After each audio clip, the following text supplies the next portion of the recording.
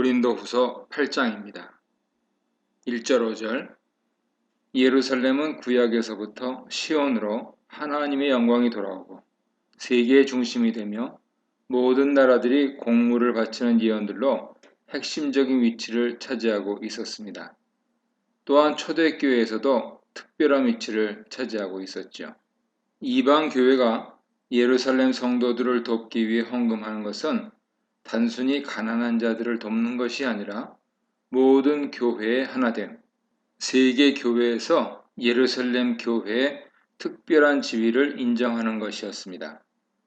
바울은 이방 교회 헌금을 모아 예루살렘에 전달하는 일을 인생 전체를 통틀어서 가장 중요한 사역으로 보았습니다. 로마서 15장 26절 보세요. 문제는 이방인들로 구성된 교회들에게 이 헌금이 얼마나 설득력이 있겠는가 하는 것이죠. 헌금은 쉽지 않습니다. 마게도냐 교회 사람들은 극심한 가난에 시달리고 있었습니다. 예수를 믿었다고 해서 멀리 떨어진 도시에 있는 사람들을 위해 돈을 보내야 한다는 것이 어떤 설득력을 가질 수 있었을까요? 만약 회중 상당수가 유대인이었다면 가능했을 수도 있습니다. 디아스포라 유대인들은 본국인 예루살렘 성전에 헌금, 세금을 보내는 습관이 있었기 때문에 그 대상을 새로운 성전인 그리스도인 공동체로 바꾼다고 생각했을 수 있습니다. 고린도서 8장과 9장에서는 먼저 이 헌금을 시작한 것은 아가야에 있는 고린도 교회였다는 점이 분명히 드러납니다. 9장 2절 보세요. 고린도 교회는 유대인이 많은 교회였던 것 같습니다. 반면에 마게도냐의 빌립보나 데살로니가 교회는 이방인이 다수인 교회였습니다. 고린도에서 먼저 예루살렘을 위한 헌금이 시작될 수밖에 없었던 것은 그들이 상대적으로 부유했을 뿐 아니라 유대 색채가 강한 공동체였기 때문입니다. 반면에 마게도냐 교회들은 이 사역 특권에 참여하게 해달라고 간청해야 했습니다. 4절 보세요. 그들은 대다수가 이방인 출신이었기 때문에 바울도 처음에는 그들이 예루살렘을 위한 헌금에 참여할 수 있으리라 기대하지 않았습니다. 데살로니가전서 1장 9절 보세요. 그런데 유대인도 아닌 그들이 극심하게 가난한 중에도 풍성하게 헌금했습니다. 바울은 많은 시련과 넘치는 기쁨, 그리고 극심한 가난과 풍성한 헌금이라는 서로 반대되는 개념들을 사용해서 마게도냐 교회가 헌금을 위해서 얼마나 헌신적이고 희생적이었는지 강조하고 있습니다. 많은 환난과 시련 가운데서 넘치는 기쁨이 있었다는 것과 극심한 가난 가운데서 풍성한 헌금을 했다는 것은 매우 역설적입니다. 물론 마게도냐 교회의 풍성한 헌금은 액수의 다소에 관한 것이 아니라 가난한 자들을 돕고자 했던 그들의 후한 마음의 풍성함을 가리키는 것이었습니다. 바울은 이 기적 같은 일을 한마디로 하나님께서 마게도냐 교회들에게 주신 은혜라고 합니다. 하나님의 은혜가 아니면 어떻게 가능하겠습니까? 은혜라는 말은 8장 키워드로 쓰이고 있습니다.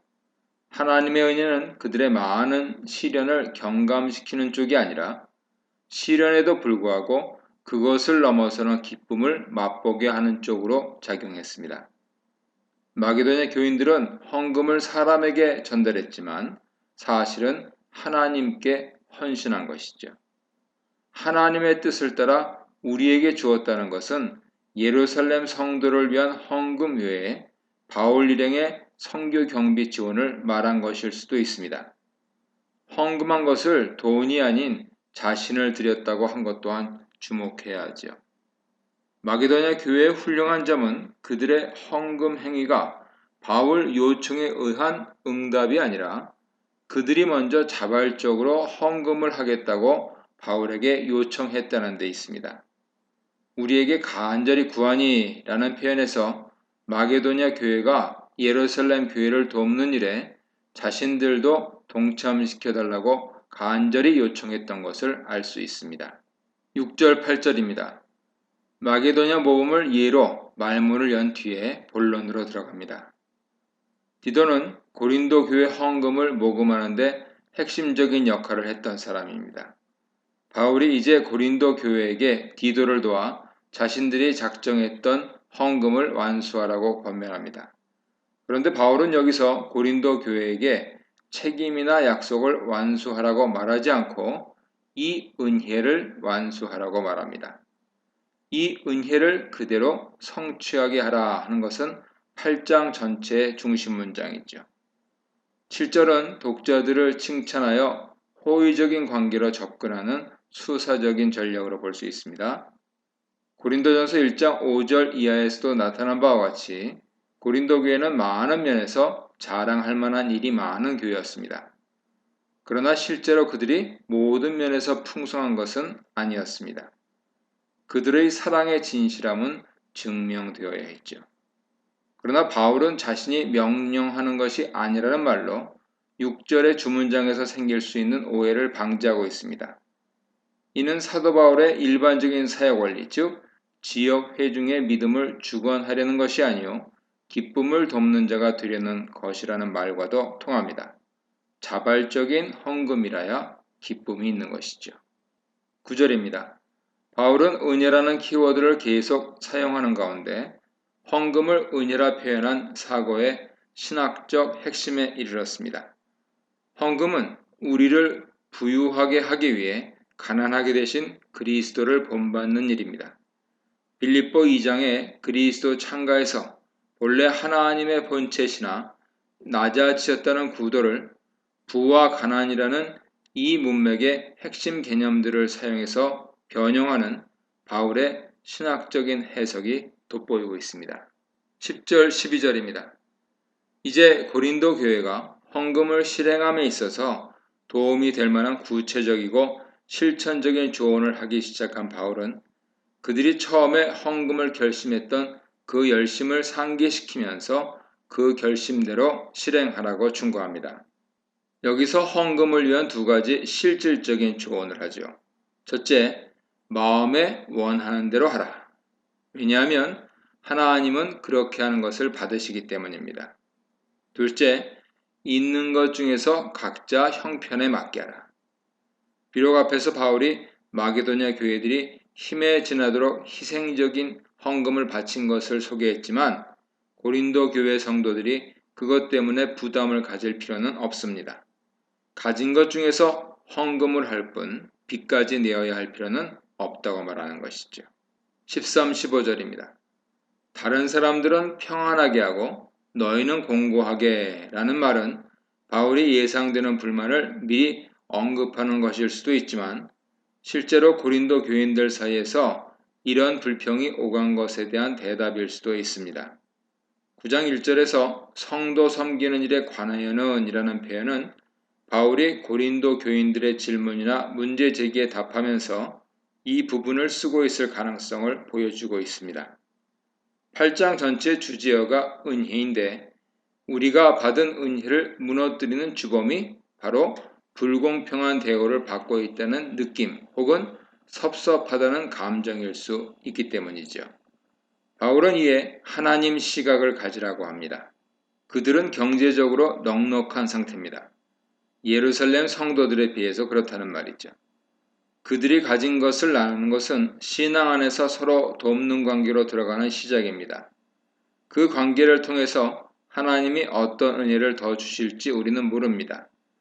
너희의 부족한 것을 보충하여 라는 말은 반드시 물질적인 공급만을 말하는 것이 아닙니다. 우리는 물질로 다른 사람들을 돕고 그 관계를 통해서 다른 풍성한 은혜와 기쁨을 맛보는 예들을 많이 알고 있지 않습니까? 15절에서 나온 많이 거둔 자도 남지 아니하였고 적게 거둔 자도 모자라지 아니하였느니라 하는 말은 구약의 만나 이야기입니다.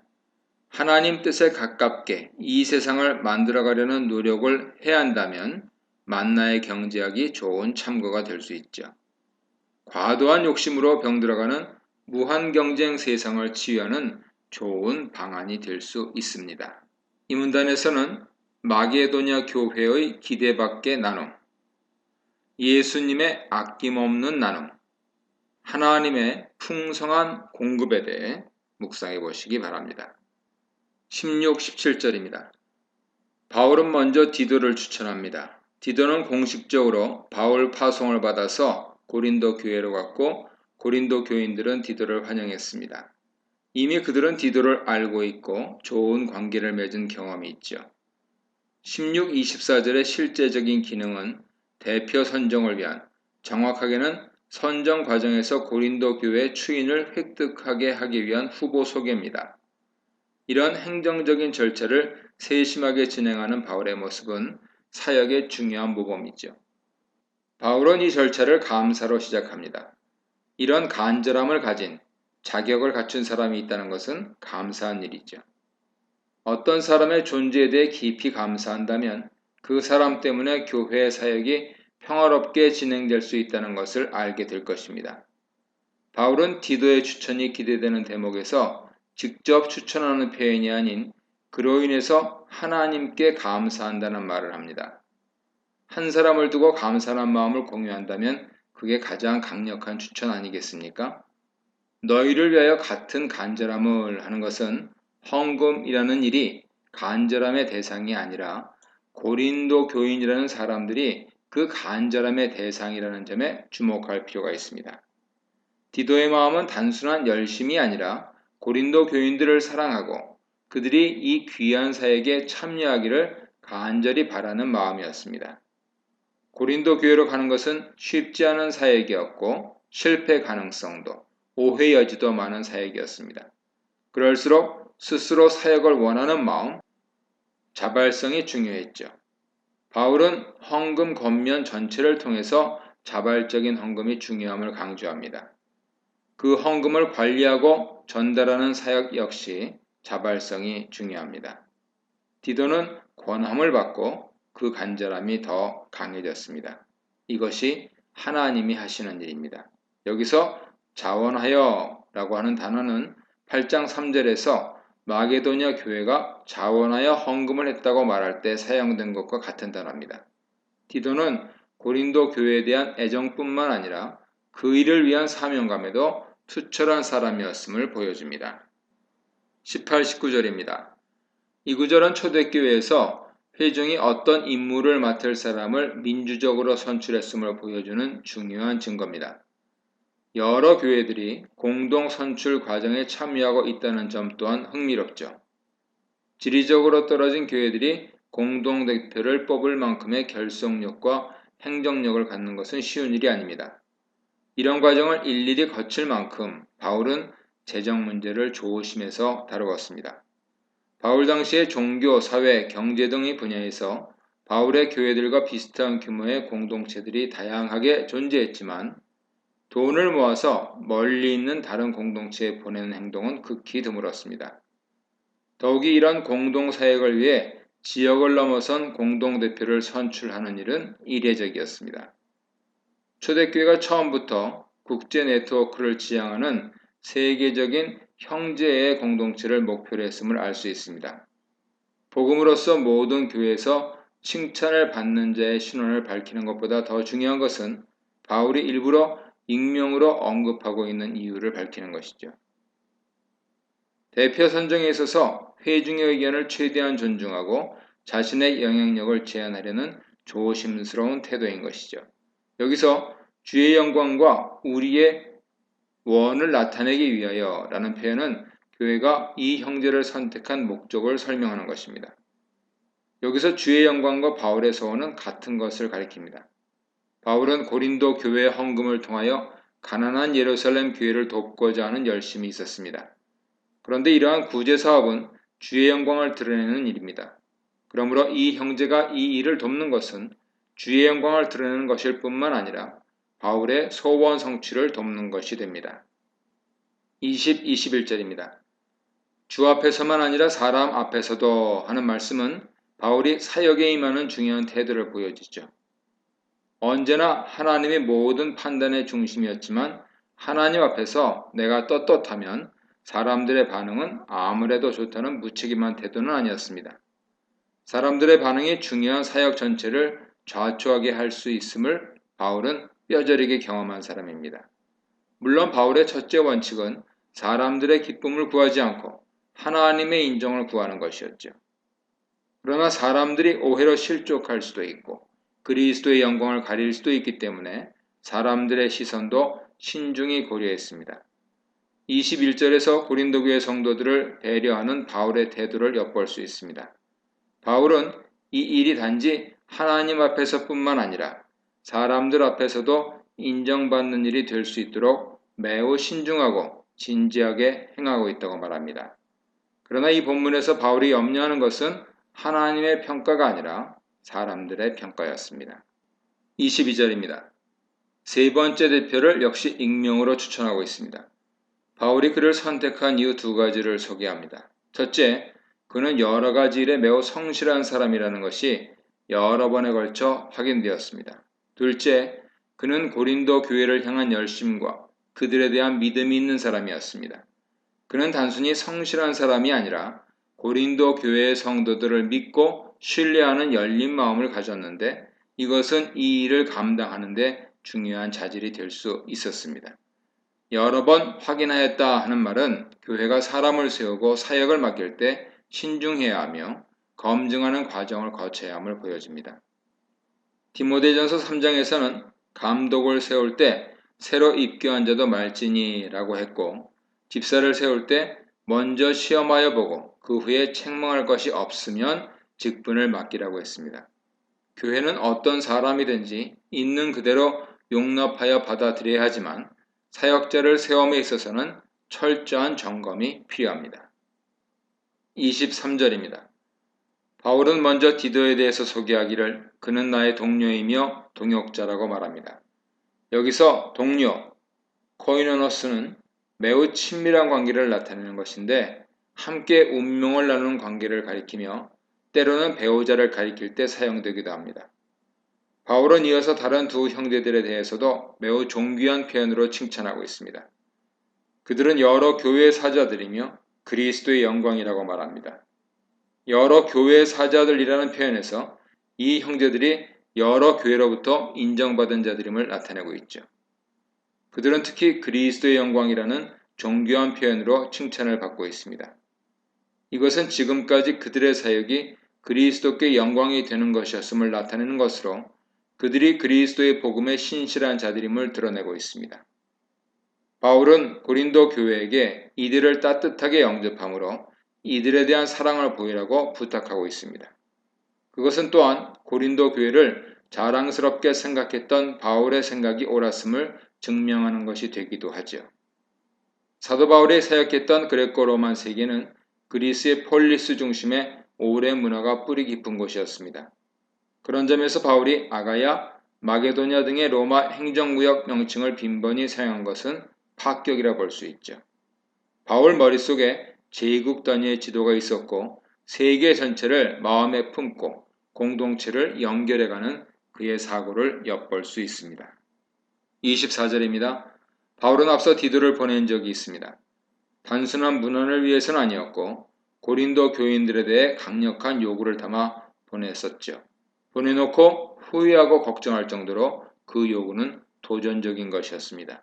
이제 다시 디도와 다른 두 형제를 보냅니다. 이 방문 역시 만만치 않은 요구를 담고 있습니다. 이전처럼 여기서도 바울은 또다시 미리 자랑해 놓고 그 자랑이 헛되지 않도록 해달라고 당부하고 있습니다. 이 문단에서는 깊은 열정을 가진 동역자, 중요한 일을 맡길 동역자, 공동체 검증을 거친 동역자에 대해 묵상해 보시기 바랍니다.